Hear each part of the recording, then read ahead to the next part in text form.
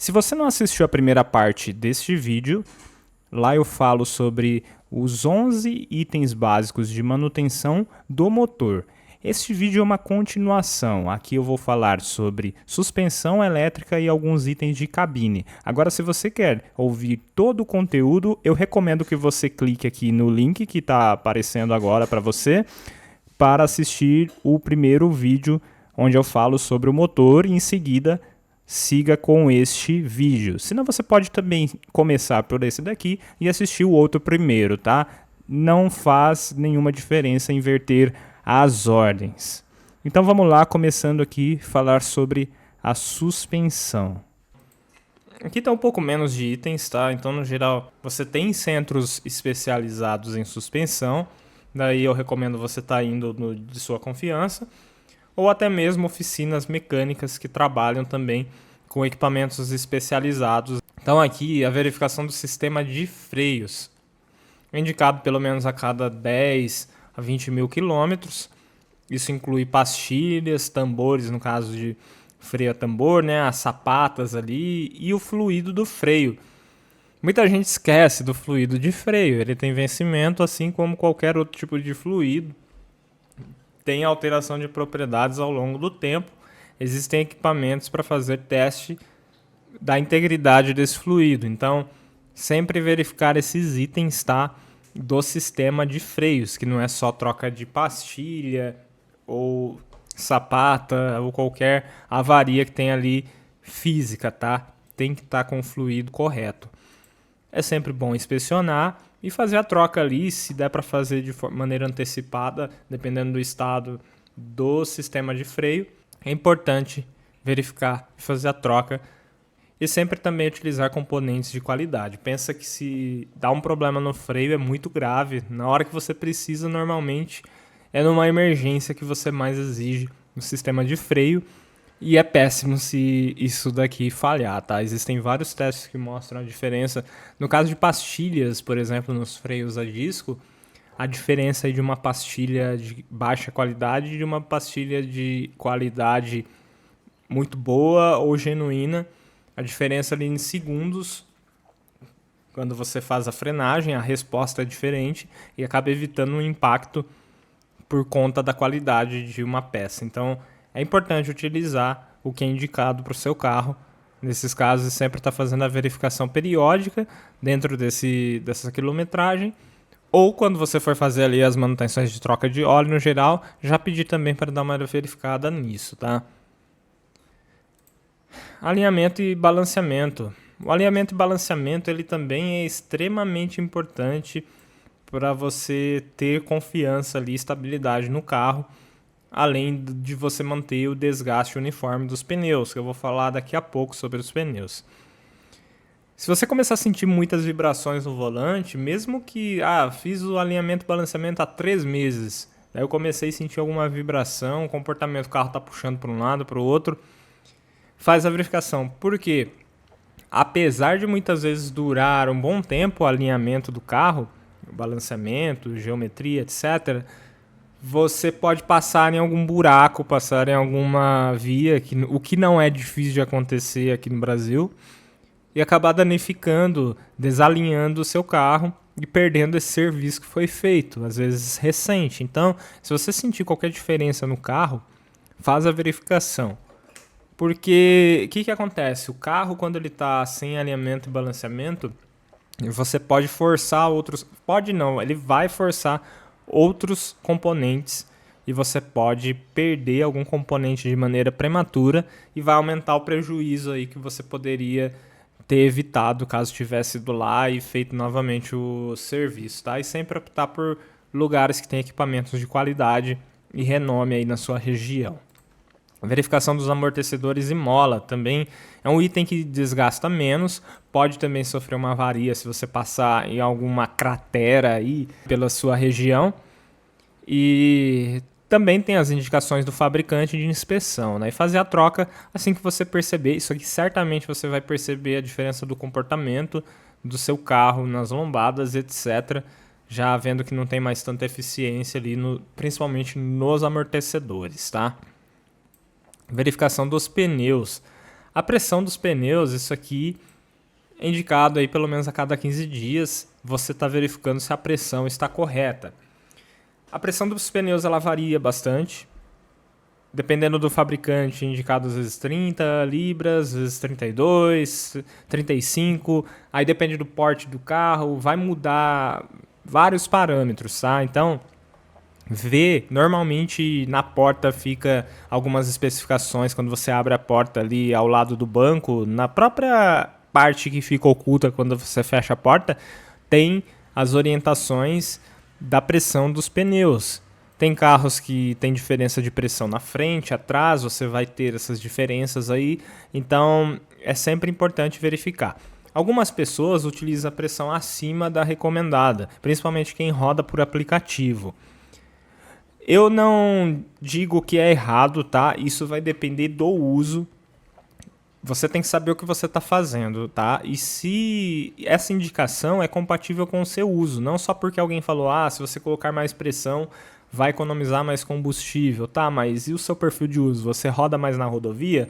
O pneu com mais pressão, por exemplo, ele acaba reduzindo a área de atrito, você acaba tendo menos atrito, isso quer dizer que o veículo está menos colado no chão, o que você pode perder um pouco mais da estabilidade do carro. Então, toma cuidado, porque às vezes a pessoa que te indicou fazer isso, ele tem um uso mais urbano e daí faz sentido essa pressão maior no pneu, por exemplo, vai ser vantajoso para ele, vai ter economia de combustível e tudo mais. Mas, em caso de alteração de pressão, tenha a orientação de alguém que tenha conhecimento disso e veja também se o seu caso é aplicável para aquela diferença de pressão, seja ela menor ou maior, sempre fazer essa verificação. Porque isso daí também vai alterar no desgaste, tá, do carro. Do carro não, do pneu, né? E demais componentes do carro. E por que eu coloquei desgaste e rotação do pneu? Sim, rotação. O desgaste do pneu pode ocorrer de maneira irregular. Então, se você não faz o alinhamento e balanceamento que eu já falei, não faz a verificação dos amortecedores e molas e tudo mais, você pode ter um desgaste aí diferente do pneu. Seja ele desgastando mais de um lado, mais a parte interna ou mais a parte externa, ou você pode ter também o desgaste irregular. Eu já tive esse problema de desgaste irregular e foi erro meu, por conta de não fazer o rodízio aqui, tá? O profissional meu, inclusive, depois que eu fiz a troca, ele indicou fazer a cada 10 mil quilômetros, no meu caso, no meu veículo. E eu até falei, bom, interessante, quando eu fizer a troca de óleo, eu já faço aqui também a revisão e rodízio dos pneus. Os pneus da frente, eles têm um comportamento diferente. Você vira, faz o movimento ali que desgasta mais o pneu, tem o peso do motor constante, então ele acaba desgastando de maneira mais regular. Os pneus traseiros, dependendo do carro, qualquer carro ele já será mais leve nos pneus traseiros, e alguns mais do que outros. Essa diferença de falta de peso na parte traseira do carro pode levar a um desgaste que afeta a rotação, no sentido de o desgaste ele faz o pneu ficar como se fosse com ondas. Então, isso gera um barulho, um ruído muito alto dentro da cabine, tá?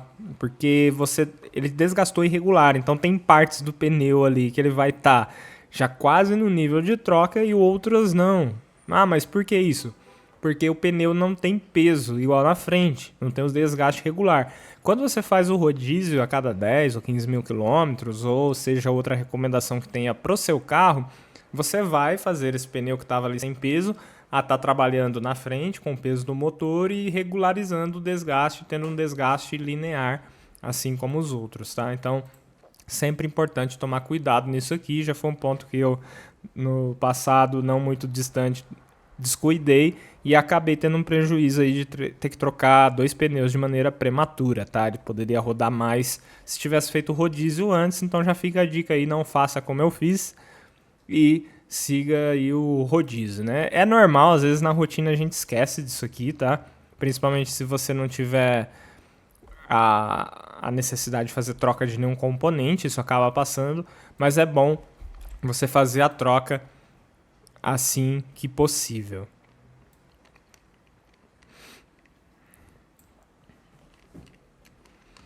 Passando aqui para a parte elétrica. Parte elétrica, A verificação da bateria é uma coisa que muitas vezes a gente acaba ficando na mão, porque você vai dar partida ali e ela tem uma morte súbita. Então é bom fazer a verificação da bateria e a substituição conforme necessário, tá? Nas oficinas, existem oficinas com equipamentos que conseguem testar a bateria, verificar se ela está com saúde ainda, tá? Então é possível estar verificando isso. E também o comportamento, se você percebe ali que a partida está um pouco mais pesada, entre aspas, né? Parece que está fazendo mais força para ter a partida, é bom levar para verificar, principalmente se ela já tiver ali com 2, 3 anos de uso, tá?